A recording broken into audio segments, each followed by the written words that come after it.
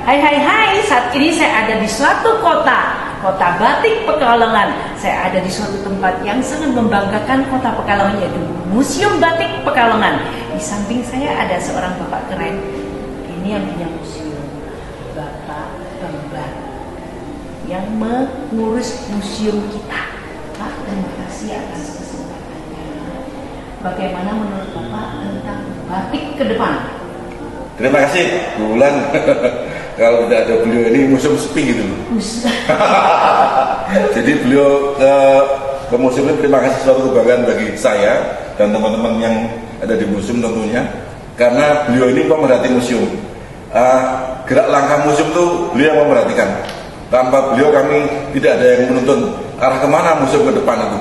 Ketika kami tidak ada kegiatan, beliau mesti memberikan suatu masukan-masukan kepada kami, sehingga ke depan baik kebersihannya maupun gerak langkah kami itu, beliau adalah orang yang paling peduli kepada museum.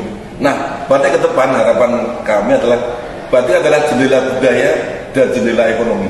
Karena bagaimanapun juga generasi penerus kita harus tahu tentang budaya batik.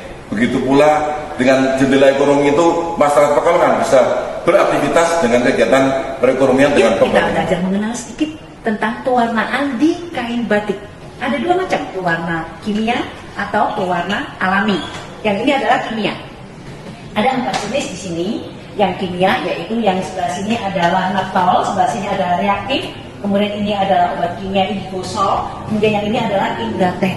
Kita juga akan belajar satu lagi yang sangat unik, yang zaman dulu sudah dipakai oleh nenek moyang kita, karena dulu belum ada bahan kimia sampai di negeri kita. Yuk kita belajar tentang warna alam. Namanya saja bahan warna alam, berarti dari hasil alam.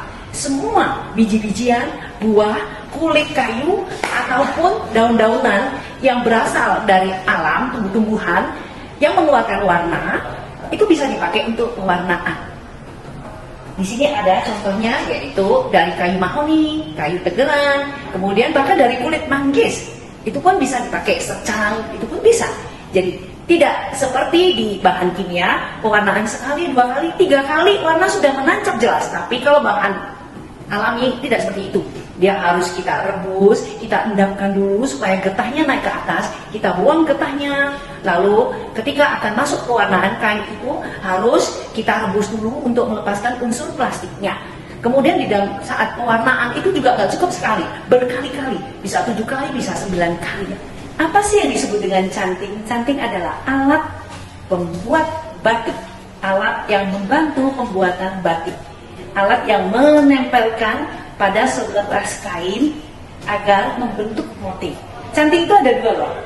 Canting yang cap dari besi seperti itu, kemudian canting yang dari seperti ini, canting tulis yang kecil, yang setiap ujungnya mengeluarkan titik-titik yang berbeda. Semakin kecil, semakin haluslah batik yang dibuat.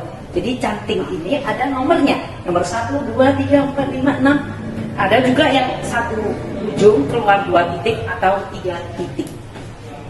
Sedangkan canting cap kita bisa ada 2, canting yang terbuat dari tembaga atau dari kayu.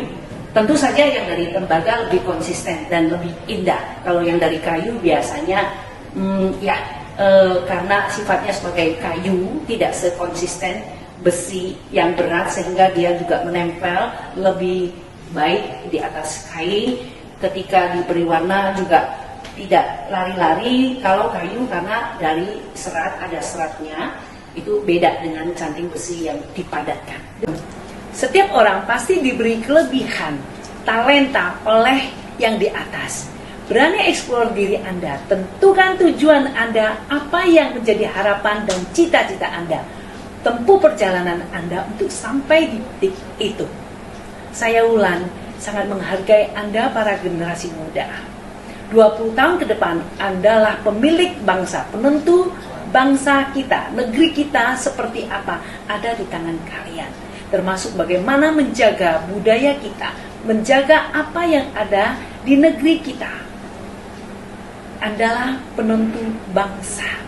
Terus berjalan, terus gali diri Anda, terus lanjutkan perjalanan Anda. Batik adalah satu kebanggaan kita, jaga itu sebagai milik bangsa kita yang patut kita banggakan ke dunia.